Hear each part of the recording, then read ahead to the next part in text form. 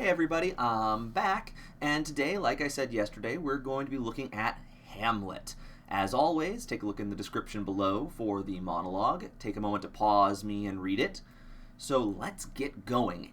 Hamlet is perhaps Shakespeare's most famous play.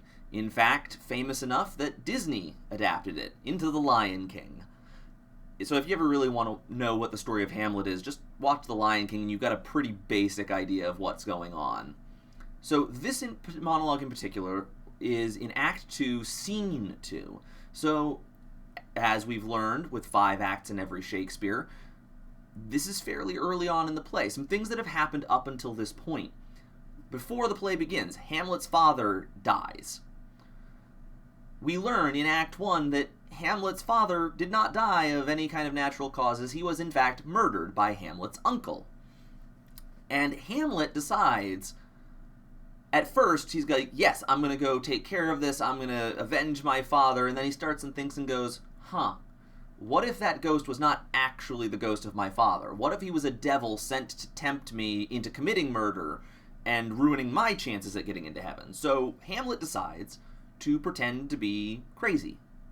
And he basically uses that as an excuse to allow himself to observe the king, observe his mother, see what they do, see how they react to things. Unfortunately, Hamlet does his job a little too well, and they start worrying about him. His uncle and his mother start worrying about his health, about his mind, and so they call in a couple of Hamlet's friends from college and tell them, hey, look, our son/nephew has been very depressed recently.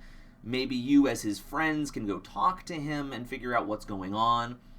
And they come in and they're having a great time with Hamlet. They're joking, they're having fun, and they slowly try and figure out what's going on. And Hamlet basically says, look, I know why you're here.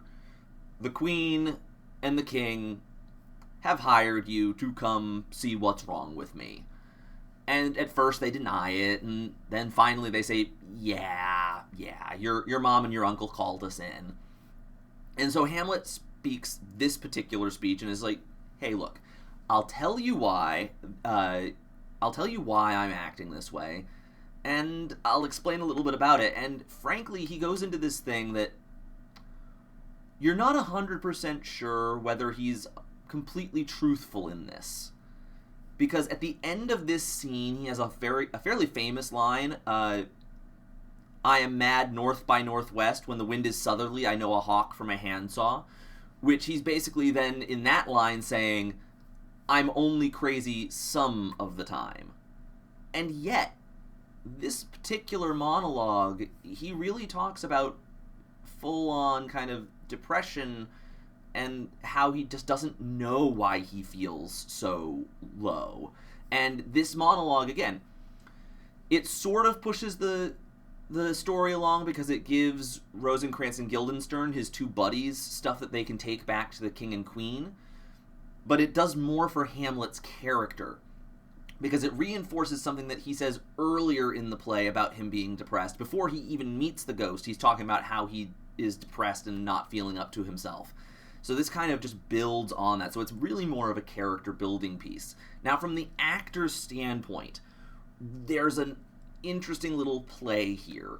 Because on the one hand, he is confiding to 2 of his best friends that he's not feeling himself. On the other hand, he can't reveal anything to them about really why he feels this way, because they'll just take that back to his mom and his uncle, and they'll know the truth, and Hamlet doesn't want that. So he's trying to explain why he feels like crap without actually telling them why. And it creates this really interesting thing of, like, he starts really delving into his own psyche, into his own depression, and I think, personally, I think that it kind of hits him a bit harder than he expected, until one of his friends giggles at the end, and he like, wait, no, okay, fine, let's get out of this. And it kind of breaks him of this depression spiral. So, here we go. Hamlet.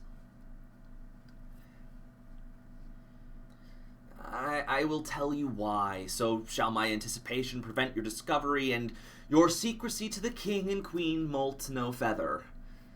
I have of late, but wherefore I know not, lost all my mirth, forgone all custom of exercises, and indeed it goes so heavily with my disposition that this goodly frame, the earth, seems to me a sterile promontory.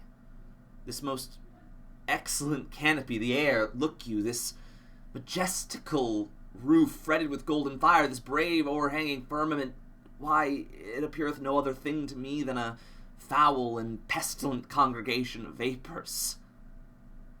What a piece of work is man! How noble in reason, how infinite in faculties, in form and moving, how express and admirable in action, how like an angel in apprehension, how like a god!